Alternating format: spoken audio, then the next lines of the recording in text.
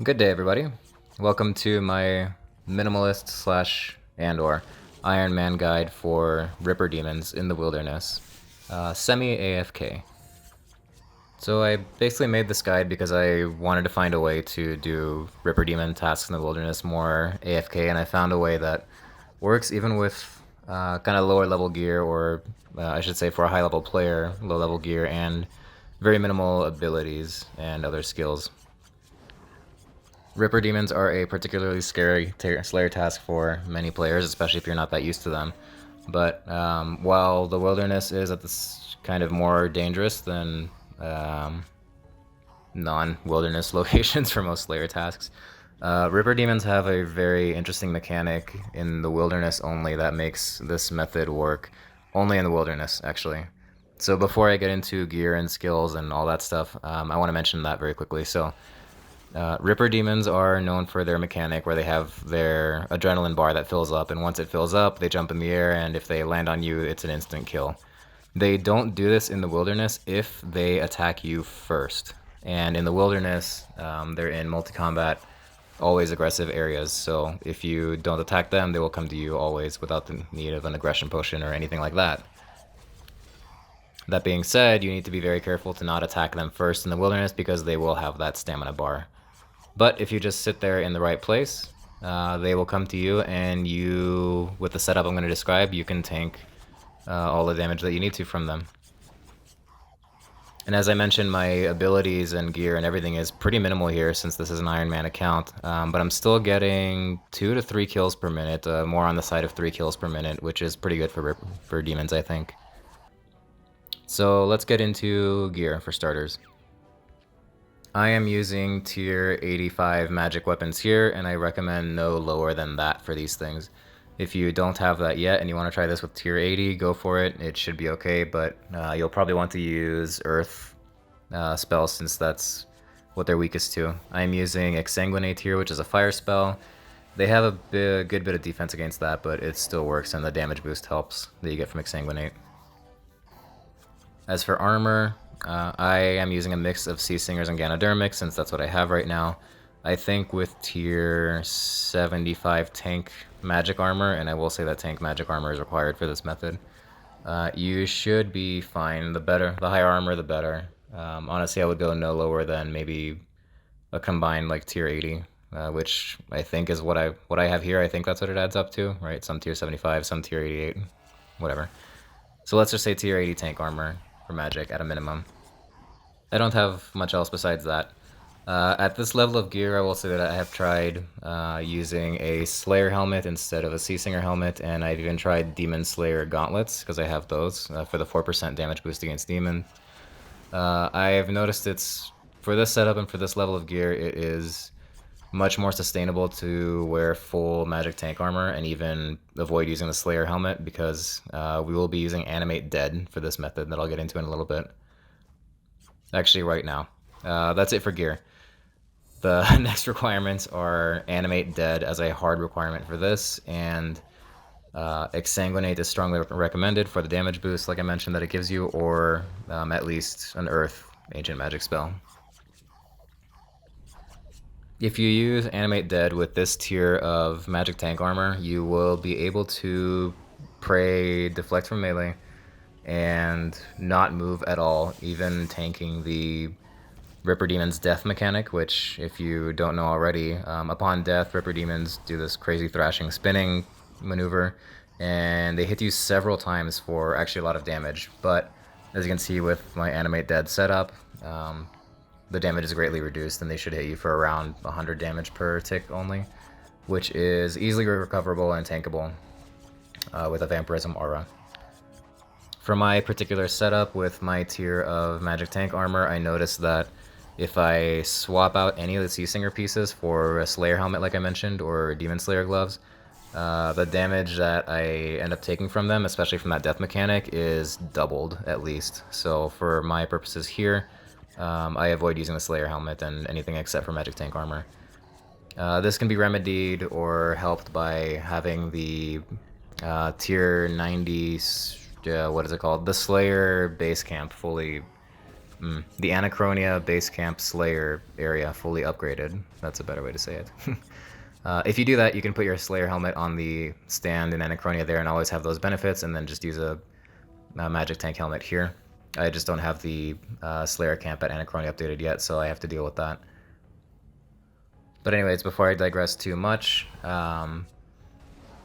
you should be able to tank all of the Ripper Demon's mechanics with this setup is the point. So, like I mentioned before, you'll completely avoid the death, plunge, whatever mechanic as long as you make sure that you're not attacking any demons first. And their death mechanic damage will be greatly reduced because of Animate Dead and Deflect from melee. Now the other parts for this setup to work is the Vampyrism Aura. That is required because that'll be your only source of healing, since you're not going to be soul splitting, since you'll take much more damage if you soul split. And yeah, you need the Vampyrism Aura to not be using food constantly. One good thing about the Ripper Demons is that they drop sharks pretty regularly, so if you need to eat, which at some points you probably will, realistically, if you're unlucky, they will drop occasional good food. But for the most part, you should be able to do this with a Vampyrism Aura and occasional Excalibur or Enhanced Excalibur. Alongside that, as a bonus, if you do like I'm doing here and use one of the Dungeoneering Prayer necklaces, along with a attuned Ectoplasmator, you will be able to recover prayer with each kill. Now here I have the second tier of Dungeoneering necklace, not the best one. The best, I think it's a split Dragon Tooth necklace that gives you 150 prayer back for every one of these demons killed. That is highly recommended because with my setup here, I actually cannot sustain Deflect, Melee, and Anguish, the tier 95 magic boosting prayer, which, by the way, I definitely do recommend having 95 prayer and curses for this method. Yeah, I can't sustain that because my necklace doesn't heal me enough, and I don't have the other one yet, but if you do, I think you can actually sustain it. So what I do instead is I regularly just turn off Anguish whenever my prayer becomes low, and then I can sustain Deflect, Melee with the prayer I heal back from them here. That way I don't have to worry about banking for prayer potions or whatever. The other critical piece to this method is being in the right spot in the wilderness. So here in the spot shown is actually northeast of the herb patch in the wilderness. So if you have the wilderness sword, at least 2, I think, can teleport you to the herb patch. You can get there pretty easily. Otherwise, use whatever method is best to get here. But I'm standing, there's a large area here where a lot of the Ripper Demons spawn, and I'm standing towards the western edge of that area. And as you can see from the video so far, sometimes I'm right next to one of the Ripper Demons spawn, so there will always be one on me. Sometimes it'll be just the one, sometimes there'll be 4 demons on you, which can get dicey, but honestly still manageable, even with this level of gear and Animate Dead and everything I mentioned. If you have any form of better gear than I do here, which if you're not an Iron Man and you're already used to slaying Ripper Demons in general in the first place, you probably do have better gear, so this becomes even more AFKable and damage tanky if you have, you know, anything higher than this. With this level of gear here, you will need to pay attention. I just call it semi-AFK because you don't have to move to avoid any mechanics. And you just need to pay attention to see if your health happens to get low or if you need to avoid wilderness mechanics. By the way, if you're not feeling very confident about taking on so many Rippers at once, and you want to try things out a little bit slower, there is a spawn of 1 Ripper Demon to the south of the Mage Arena in the wilderness. It's actually a pretty quick spawn, so if you're using even more minimal gear than this, or if you're not used to Rippers yet, it's not a bad spot to just test out AFKing 1 demon before you jump into AFKing a bunch of them here.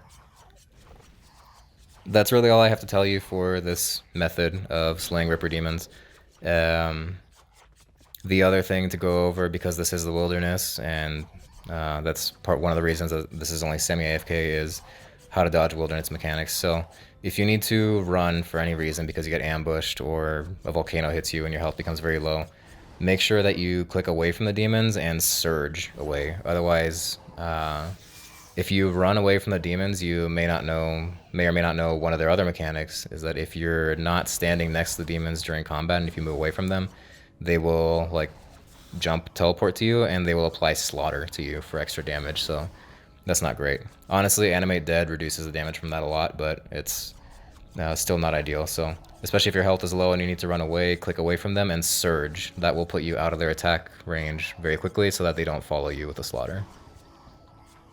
You'll want to be very careful and watch out for wilderness ambushes here. It's probably best to run away. I mean, regardless of your level and gear and all that, it's probably best to just run away when there is an ambush and surge away and wait until they clear, because an ambush plus a bunch of Ripper Demons is just sounds like a terrible time.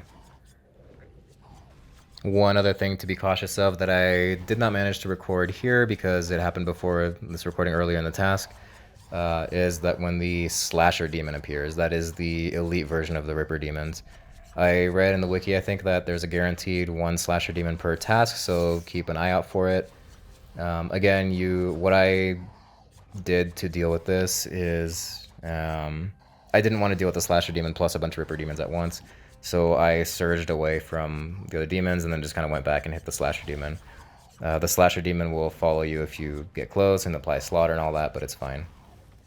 A very important note about the Slasher Demon, though, is that it does do the Adrenaline Bar mechanic and the Death Plunge instant kill mechanic, regardless of whether it attacks you first or if you attack it first. So don't be totally AFK. Watch for the Slasher Demon for when it appears during your task, and watch its Adrenaline Bar and get out of the way and deal with that as normal.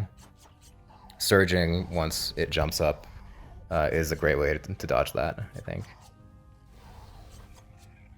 So that's it. That's all I have to tell you about this method. I hope this helps you kill Ripper Demons faster. I really like doing Ripper Demon tasks this way. I think it's much better than finding them in the mines close to Al-Qarid, because you don't have to jump manually from demon to demon. You don't have to worry about the Death Plunge mechanic, and you can just let them come to you and tank all the damage. So hopefully this helps you out. Hopefully this makes Ripper Demons less intimidating, and hopefully this helps your Wilderness Slayer task go much smoother in the future. If you like this kind of content and you found it valuable, please like and subscribe. It helps me grow my channel quite a lot. And thanks for watching all the way through if you made it here. I'll see you in the next one.